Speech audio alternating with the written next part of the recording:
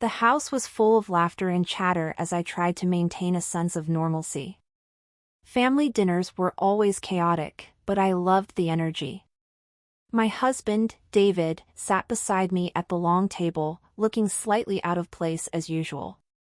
He was a good man, reliable, steady, and yes, he provided for us. But there was something about him that always felt off.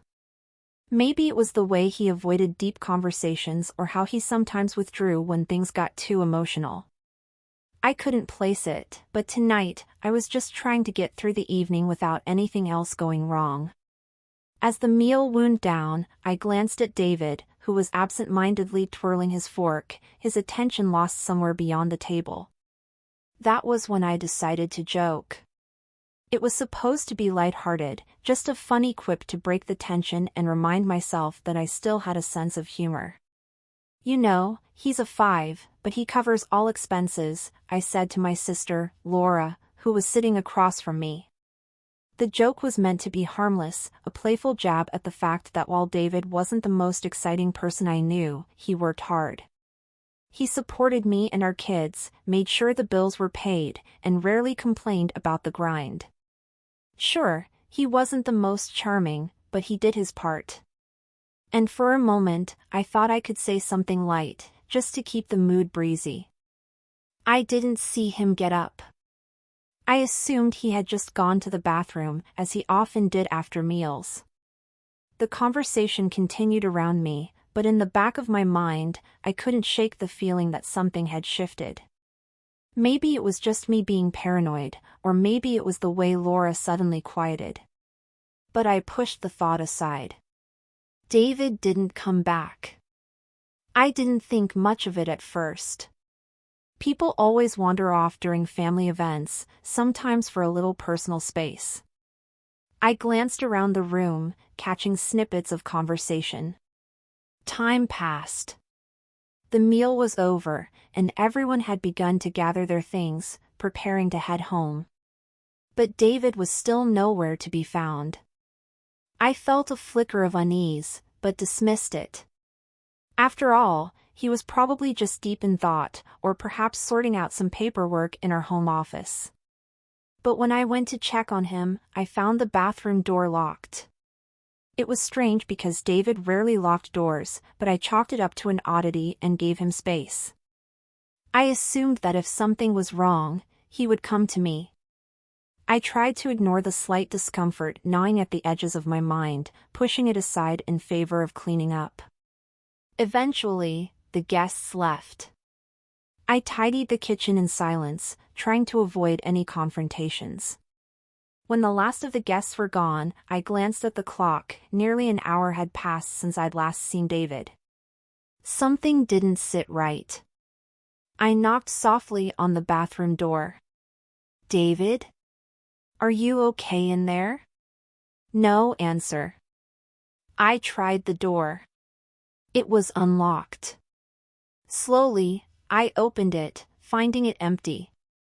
The light was off, and nothing seemed out of place. I looked around the house, but there was no sign of him. Now, the unease was more than a whisper. It was a heavy, thick feeling in the pit of my stomach. I checked the office next. Empty. His shoes were missing by the door, which meant he had left the house, but where to? The thought crossed my mind, but I didn't want to entertain it. It wasn't until the phone rang that I began to piece things together. It was David's voice on the other end. But his tone was cold, unrecognizable, almost as if he were a stranger. I heard what you said. My stomach twisted. The joke. He had heard it. I immediately felt my chest tighten. David, I didn't mean anything by it. It was just, you don't understand, he interrupted, his voice sharp. That's the kind of thing that's been going on in my head for a long time. Do you even see me, Samantha? Or am I just some paycheck? I felt my breath catch in my throat. I wanted to explain. I wanted to tell him that it was just a joke, just a moment of trying to lighten the mood. But the words wouldn't come. The more I tried to explain, the more his silence filled the space between us. He was withdrawing, and the distance between us felt unbridgeable. "I need space," he said abruptly before hanging up. I stood there, phone in hand, completely numb. What had just happened? Was it really the joke? A simple, harmless comment about finances and attractiveness?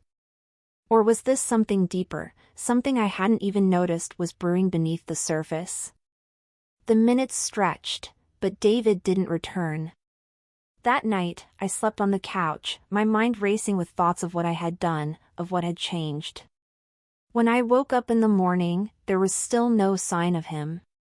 His things were gone, his car missing from the driveway. It was the beginning of something I couldn't yet understand, and as much as I tried to convince myself it would all blow over, deep down, I knew something had irrevocably shifted. I had no idea then that the small, offhand comment, something that I thought was nothing more than a joke, was the very thing that would unravel my entire life.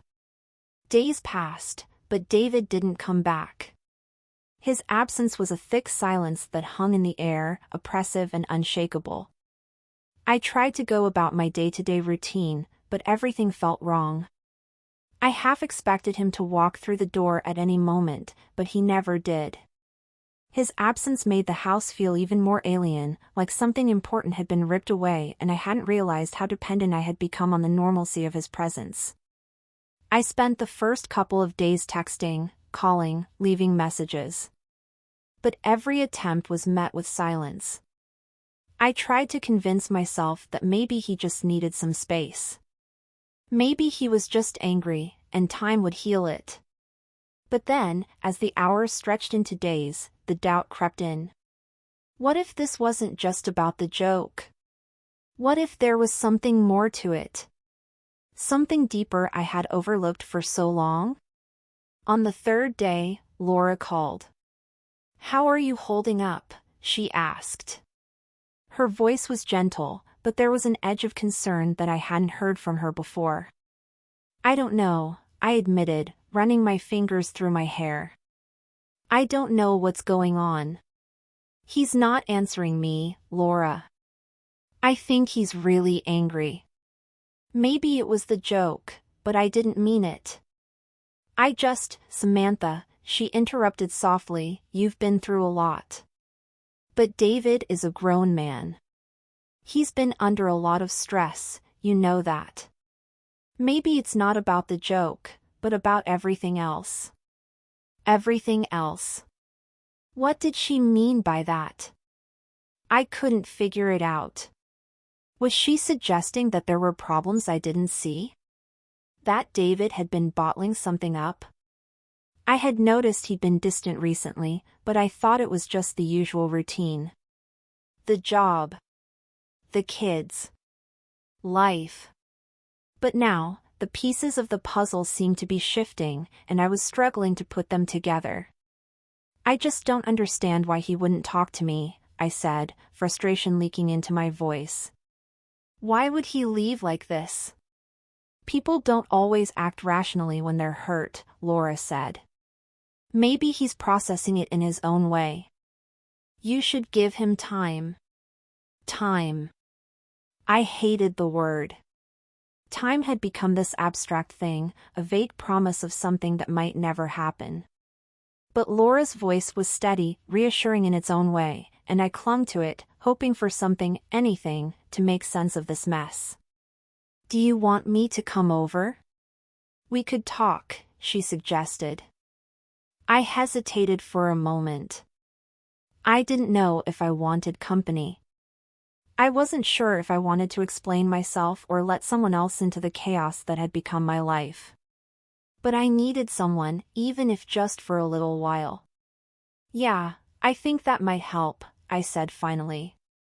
A few hours later, Laura arrived, bringing her usual blend of confidence and cool composure. She sat down on the couch beside me, her presence strangely calming, yet I couldn't shake the feeling that something was off. She was trying to be supportive, but I noticed a small, almost imperceptible glint in her eye, a hint of something I couldn't quite place. "Have you heard from him yet?" she asked, settling into the cushions beside me. I shook my head. "Nothing. It's like he's disappeared. I don't understand why he won't talk to me. Maybe he's just overwhelmed. You know how he is. He bottles everything up until it blows up." I nodded, but something about the way Laura said it felt too rehearsed, too smooth. Like she had an explanation ready, like she already knew the answer to the questions I was asking. And then, there was the way she kept avoiding eye contact whenever I mentioned David's behavior. It was subtle, but it set off a small alarm in my head. "Maybe he's seeing someone else," I blurted out before I could stop myself. It was a thought that had crossed my mind more than once. David's sudden withdrawal, his distant demeanor, it all pointed to something more, something deeper that I couldn't see. But it wasn't a question I wanted to ask, not yet. I wasn't ready to confront that possibility. Laura didn't flinch. She just leaned back inside. "You know, sometimes people think they're just going through a rough patch, but it's more than that. Maybe he's lost interest. Maybe there's more going on than you realize." My heart dropped. Her words cut deeper than I wanted them to. Was that it? Had David truly grown tired of me? Had he been unhappy all along, and I had been too blind to see it? "Do you think it's possible?" I whispered, my voice barely above a breath. "Anything's possible," Laura replied, her tone soft yet somehow sharp. "But you need to figure out where you stand with him. If he's not coming back, then you need to be ready to move on." I felt the sting of her words, but I couldn't shake the feeling that something wasn't right. I didn't want to believe it, but there was a small part of me, an insidious, nagging part, that started to wonder if Laura knew more than she was letting on. That night, as I lay in bed staring at the ceiling, I couldn't stop thinking about the possibility of David being with someone else. It wasn't just about the joke anymore. It was about everything, his withdrawal, his silence, the way he had been so distant for weeks. Had I been so wrapped up in our routine that I missed the cracks forming around me? Was this really about the joke, or was it something else that had been festering beneath the surface for much longer than I cared to admit? I pulled the covers tighter around me, the chill of the night creeping in as I closed my eyes. I had no answers, just the weight of the uncertainty pressing down on me. And as I drifted off to sleep, I couldn't shake the feeling that the ground beneath me was shifting, and I wasn't sure if I was going to be able to keep my balance. The days blurred together in a haze of confusion and quiet desperation.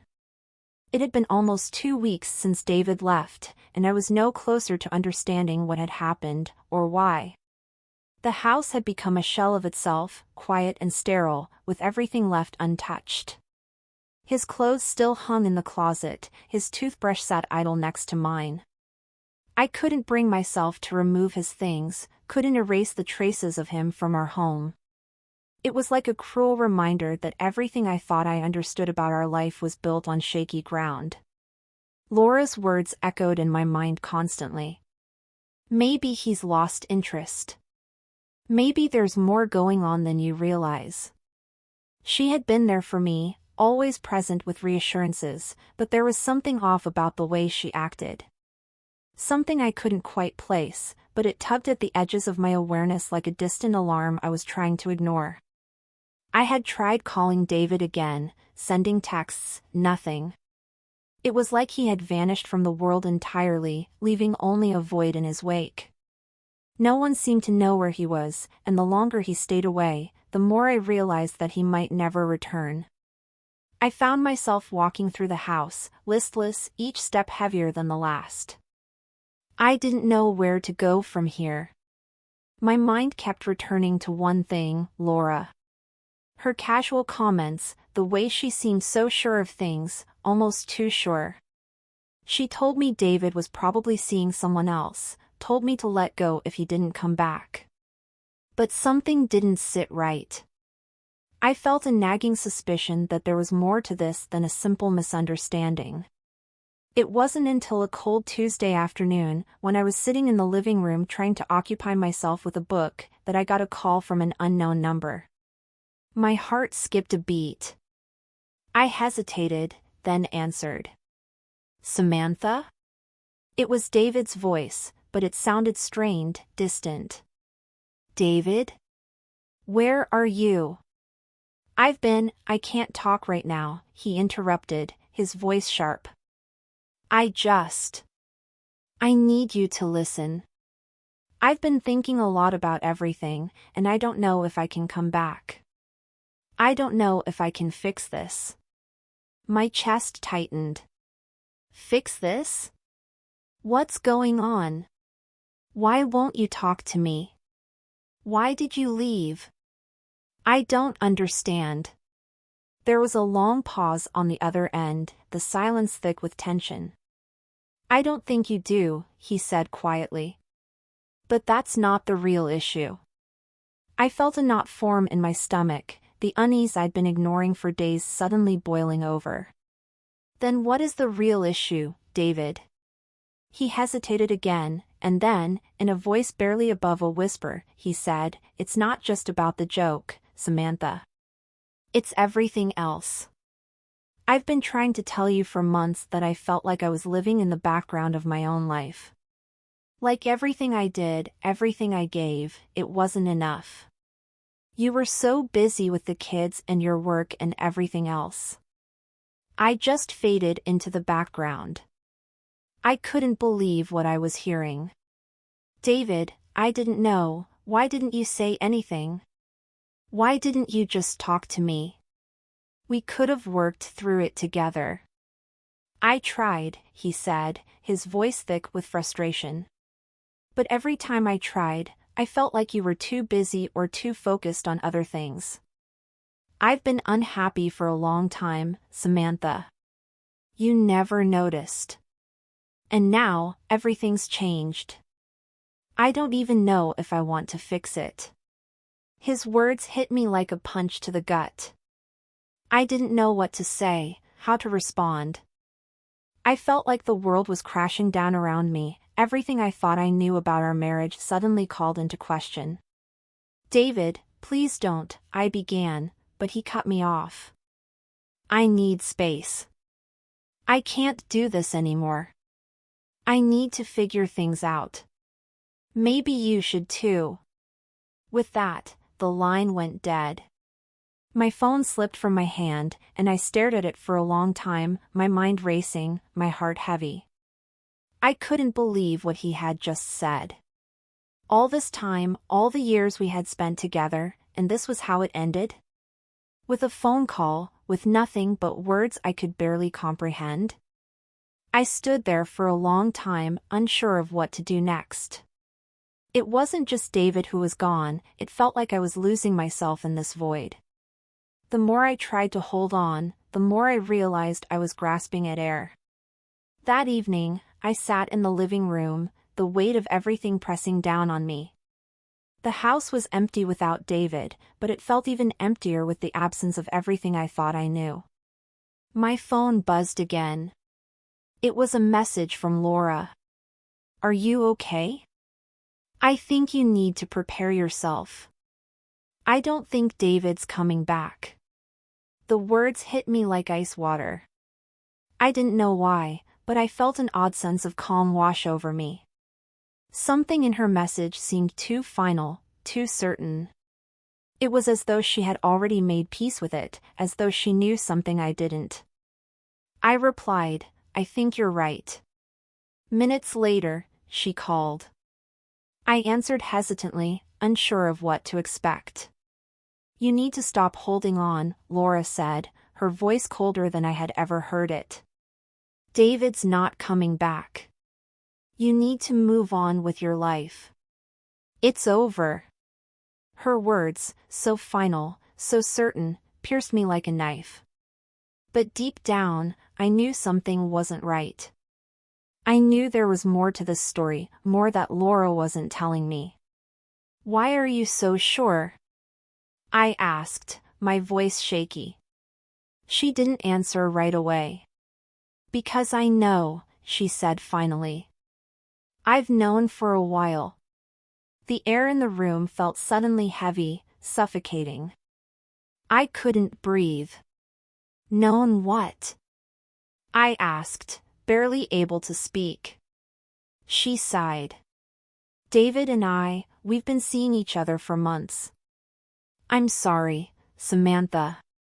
But this is over. He never loved you the way you thought he did.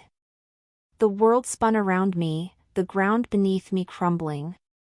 My own sister, the one who had been by my side, who had comforted me, she had been seeing David? Behind my back? The betrayal was a wound too deep for words. I hung up the phone, numb. The truth was out, and everything I had built my life on had been a lie. David was gone, but the person I thought was my ally had betrayed me in the worst way possible. And as I sat there, alone, I realized that I had no one left. My marriage was over, my sister was gone, and I was left to pick up the shattered pieces of my life. There was no coming back from this, no way to fix what had been broken. But in that moment, I understood one thing: it was over. And now, I had to figure out how to survive the aftermath.